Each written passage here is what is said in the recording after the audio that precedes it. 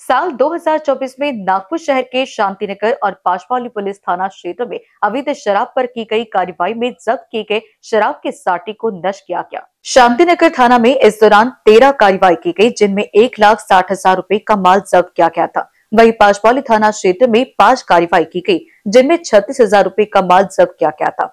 In कार्रवाई से अवैध शराब के खिलाफ सख्त कार्रवाई की जा रही है और शराब तस्करों के खिलाफ पुलिस का अभियान जारी है। त्याच्यामध्ये जे काही दारूचे गुन्हे दाखल होतात त्याच्यामध्ये वेळोवेळी मुद्देमाल जप्त केला जातो आणि तो मुद्देमाल जप्त केल्यानंतर मुद्देमाल खाण्यामध्ये जमा केला जातो। आता सन 2024 मध्ये जे काही पाचपावली पोलीस स्टेशनला गुन्हे दाखल होते त्याचप्रमाणे शांतिनगर पोलीस स्टेशनला काही गुन्हे दाखल होते।